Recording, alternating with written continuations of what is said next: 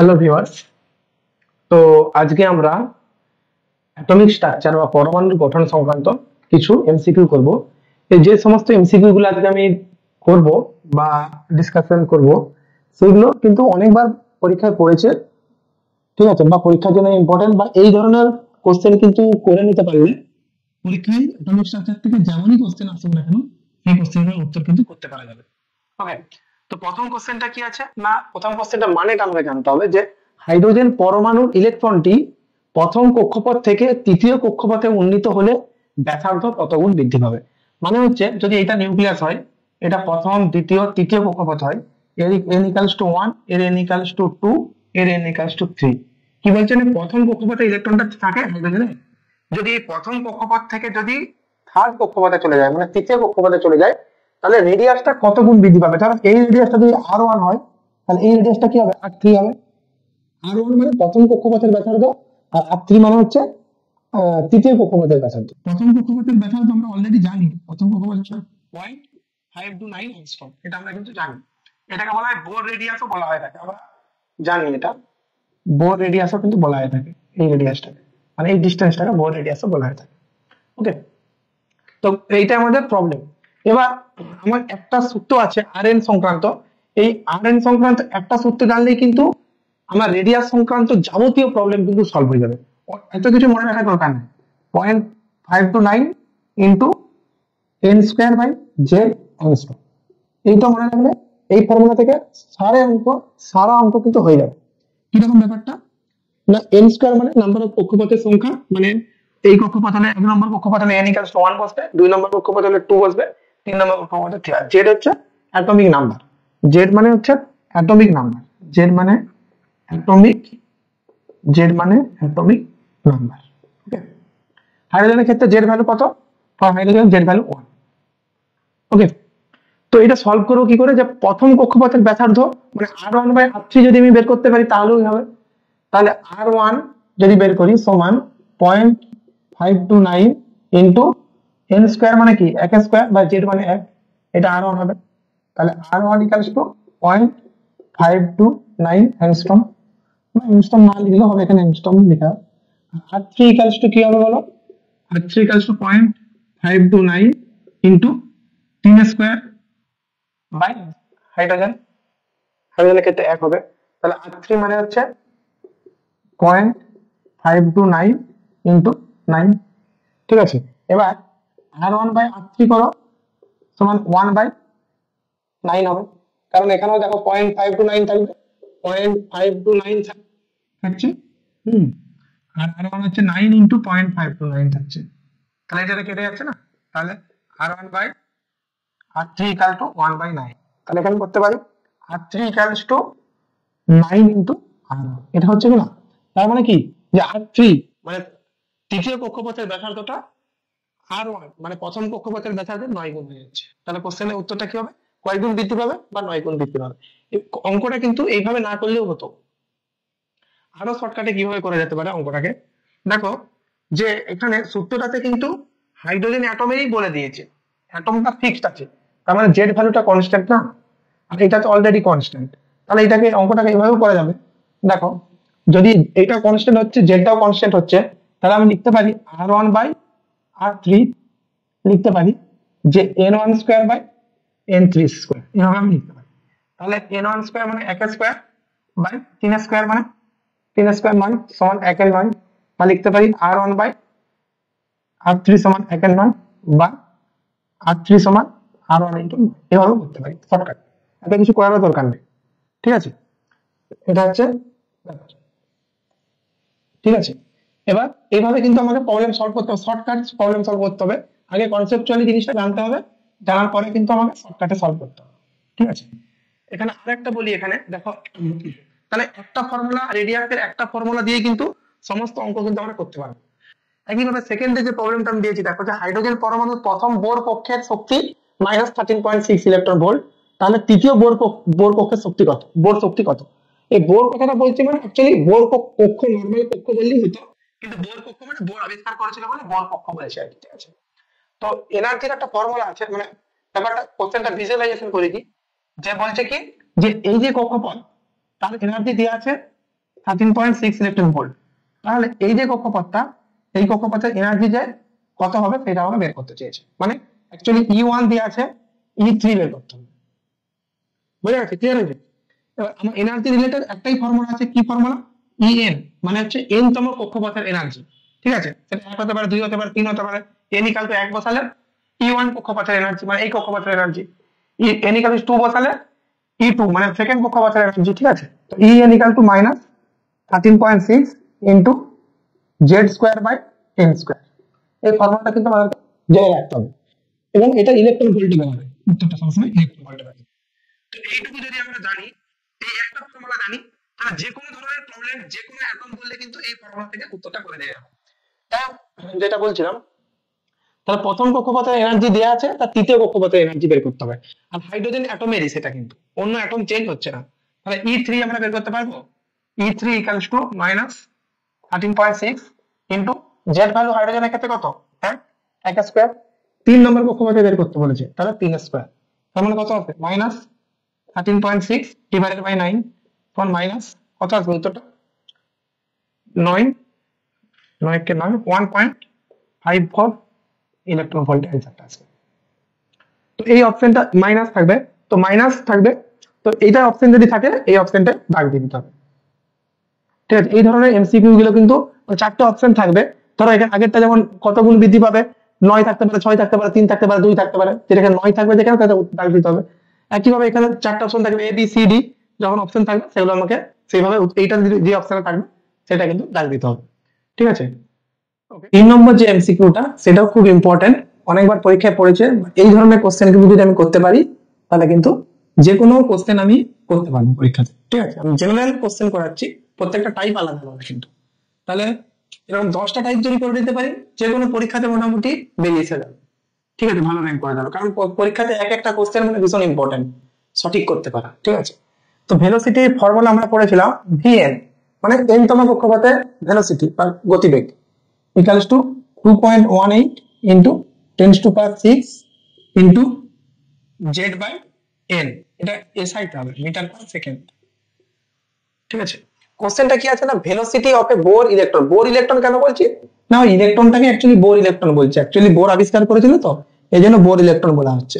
তা velocity of bore electron মানে একটা ইলেকট্রনের ভেলোসিটি ইজ 1/275 টাইমস, মানে 1/275 গুণ অফ লাইট ভেলোসিটি, মানে আলোর গতিবেগের 1/75 গুণ। ঠিক আছে, ইলেকট্রনের ভেলোসিটিটা। ঠিক আছে, তাহলে বলেছে the electron is revolving in which orbit, মানে ইলেকট্রনটা কোন অরবিটে বিচরণ করছে। তার মানে কি, এন ভ্যালুটা জানতে চেয়েছে, মানে কোন অরবিট, মানে এন ভ্যালুটা জানতে চেয়েছে। ঠিক আছে, তো আমি ভিএন এর ফর্মুলা জানি কি, এটা হচ্ছে ভিএন এর ফর্মুলা, মিটার পার সেকেন্ডে। ঠিক আছে, এবং ভেলোসিটি অফ লাইটও আমরা জানি, velocity of light C equals to কত বলতো, 3.3 into 10 to the power 8 metre per second. কেন এসআইটা নিলাম, কারণ এটাও যেহেতু এসআইটি আমার আছে। হলো, এবার আমাকে কি বের করতে হবে, যে ইলেকট্রনটা কোন জায়গায় ঘুরছে। তাহলে ভি এই ফর্মুলায় বসাই, এনটা যদি বের করতে চাই, ধরো ভিটা কত দিয়ে আছে, ভিটা হচ্ছে 3.3 ইন্টু 10 টু দি পাওয়ার 8 আলোর গতিবেগ, আর 1/275 গুণ, এটা হচ্ছে ভেলোসিটি, ইকুয়ালস টু কেমন আছে 2.18 ইন্টু 10 টু পাওয়ার 6 আছে, ইন্টু কত আছে জেড, মানে হাইড্রোজেন পরমাণু বলে দিয়েছে।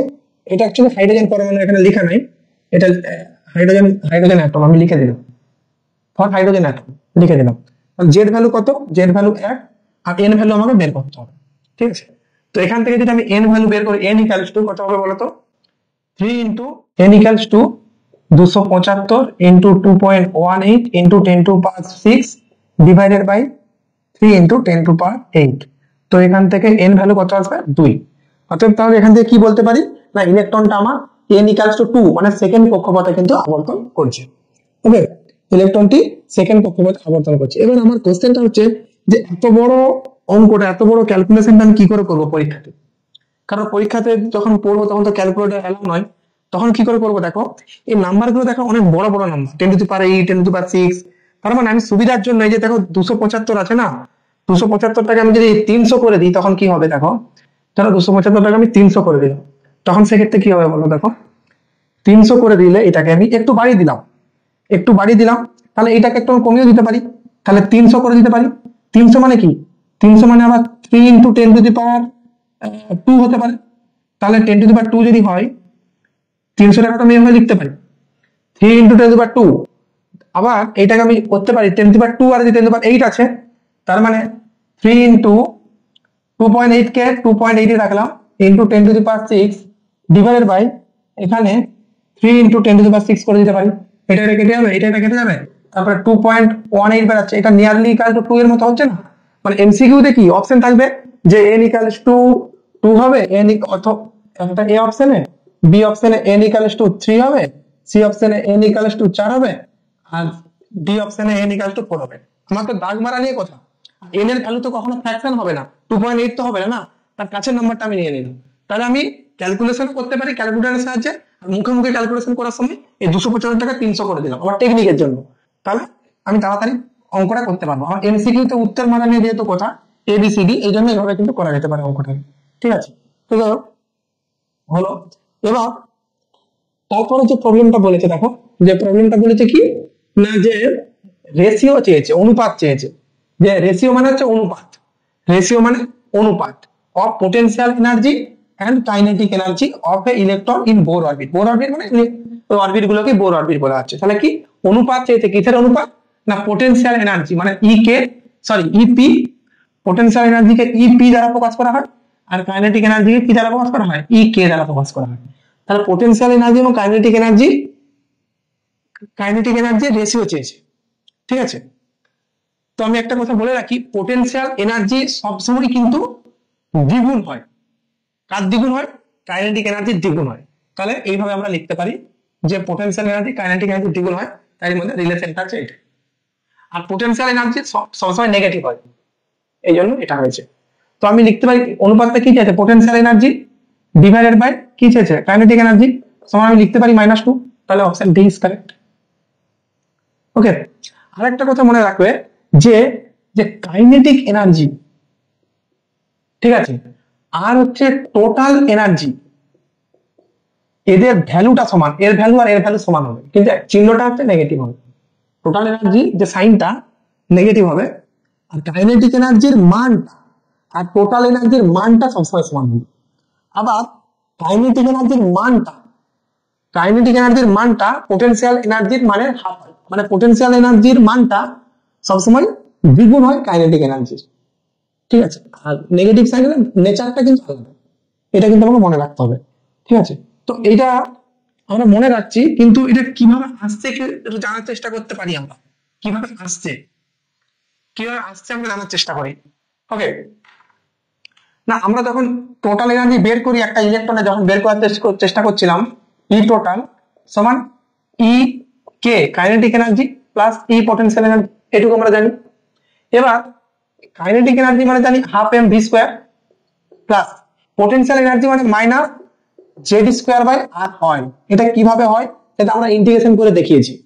ওকে, অসীম দূরত্ব থেকে একটা ইলেকট্রনকে আর দূরত্বে আনার জন্য যে পরিমাণ এনার্জি রিলিজ করে, এটা কিন্তু আমরা জানার দরকার নেই, এটা আপাতত মুখস্থ রাখতে হবে আমাকে, যে পোটেনশিয়াল এনার্জি ভ্যালুটা এটা হয়ে গেলে জেড মানে হচ্ছে atomic number of the atom, E মানে হচ্ছে ইলেকট্রনের চার্জ, ঠিক আছে, আর আর মানে হচ্ছে দূরত্বটা, রেডিয়াস মানে কক্ষপথের ব্যাসার্ধটা। ঠিক আছে, আবার আমরা জানি কি বলতো, যে আমরা পোটেনশিয়াল এনার্জি, সরি অপকেন্দ্র বল আর অভিকেন্দ্র বল মানে সেন্ট্রিফিউগাল ফোর্স আর সেন্ট্রিপিটাল ফোর্সকে যখন সমান করেছিলাম, z² বাই r² ছিল ইকুয়াল টু mv²/r ছিল। এটা হচ্ছে অপকেন্দ্র বল মানে সেন্ট্রিফিউগাল ফোর্স, এটা হচ্ছে সেন্ট্রিপিটাল ফোর্স, এই দুটোকে আমরা সমান হয়। বলেছিলাম না যে একটা স্টোন চিপকে বেঁধে, দড়িতে বেঁধে যদি ঘোরাতে থাকি, তাহলে আমার কেন্দ্র বরাবর আমার নিচের দিকে যে বলটা সেটা হচ্ছে অভিকেন্দ্র বল, আর যেটা ছিটকে চলে যাওয়ার চেষ্টা করে স্টোন চিপটা বাইরের দিকে সেটা হচ্ছে অপকেন্দ্র বল। এই দুটো বল সমান এবং বিপরীতমুখী হয় বলেই তো ঘুরে ব্যাপারটা না। তো এই দুটো বলই তো আমরা সমান এবং বিপরীতমুখী করে দিই। এই জন্য সমান করে দিলে কি হবে, এখানে v² আমি বেরিয়ে দিতে পারবো, v² ইকুয়াল টু z²/mr হবে, mr কারণ একটা আর এখান থেকে কেটে যাবে একটা। ওকে, তো এখানে যদি আমি v² এর মানটা বসে দিই ½ ইনটু m, v² এর মানটা বসে দিই z²/mr মাইনাস অফ z²/r, হলো কিনা? তো m যদি এখানে কেটে যায় equals to minus z²/r sorry এটা plus Z square by R minus 2r হবে minus Z square by R হলো। তো এখান থেকে ক্যালকুলেশন করে কি করতে পারি, minus 1/2 Z square by R.